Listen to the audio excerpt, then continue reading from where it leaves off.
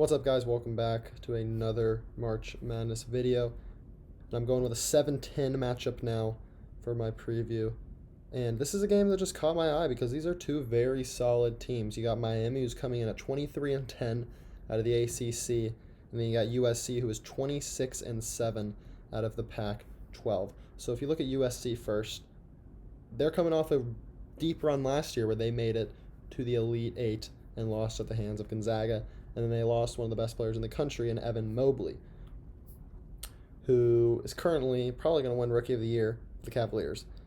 But that didn't slow USC down. You look at a guy like Isaiah Mobley, his brother, probably the best player on the team. He's averaging 14, 8, and shooting 35% from three as a stretch big. They went 14-6 in the Pac-12, and their best wins on their resume is San Diego State and UCLA, and that is why you don't see them as a higher seed. They don't have the best wins in the country, but they did take care of business. They do a lot of their work in the paint. They shot 50% from inside the arc, and then they also held opponents to a 41% clip from three when Mobley was on the floor this year. So they really run their team through Isaiah Mobley. And another thing to note, just another interesting stat I found, is USC's Pac-12 opponents made 39% of their three-point attempts, a number that means the Trojans are either inviting elite shooters to their sweet spots or preparing to rise if that ridiculous number falls in the postseason. So they allow a lot they allow a lot from the three-point line as a team. Mobley leads the team in points, rebounds, assists is Drew Peterson. They're a three-man team, if we're being honest. You got Mobley, who's averaging 14, and then you got Boogie Ellis, a guy that I think is very good. Transfer from Memphis, averaging 12.5 points per game, and he's been a beast recently. I also just saw them at the Pac-12 tournament. Boogie Ellis impressed me a ton. He had a great Pac-12 tournament. And then you got Drew Peterson, averaging 12.5, 6 boards, 4 assists, or 3 assists. These guys shoot the ball well from three. They got two guys shooting over 40%. You got Boogie putting up 38% from three. So this is a very underrated team, but you could also say overrated. I think a 7 seed is good for them, given they don't have the best wins in the country. And they're going against a Miami team that just lost to Duke in the ACC semifinals by just 4 points. But their net ranking is in the high 50s. They are not big in the advanced metrics, and they're playing a weak conference. So this is a team that is filled with older players from the transfer portal. Jim Larinaga, their coach, did a great job in the transfer portal over the offseason.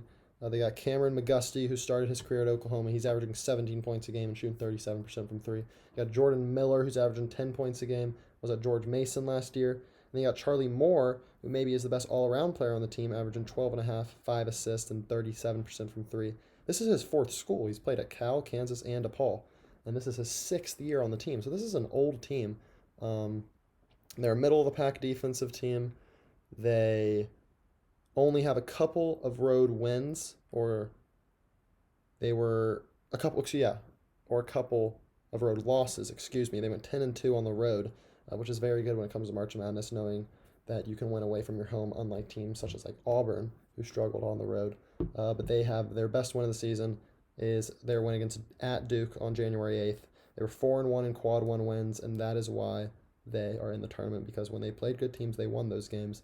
Their only loss in quad one is against Duke in the ACC semifinal. So in my opinion, this is one of those coin flip games. This is a game that is super hard to predict. You got two teams that are fairly veteran teams, two teams that were one of the best in their conferences, but also two teams that don't have a lot of quad one wins. I mean, they've only played 5 quad one games for Miami, and then the best win for USC is UCLA and San Diego State.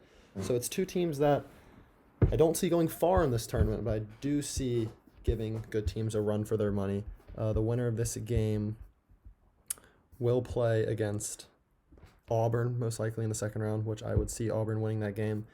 But this is going to be a great game. But I'm going to take USC. I've seen them in person. Boogie Ellis is on a heater right now. He's hot. Isaiah Mobley.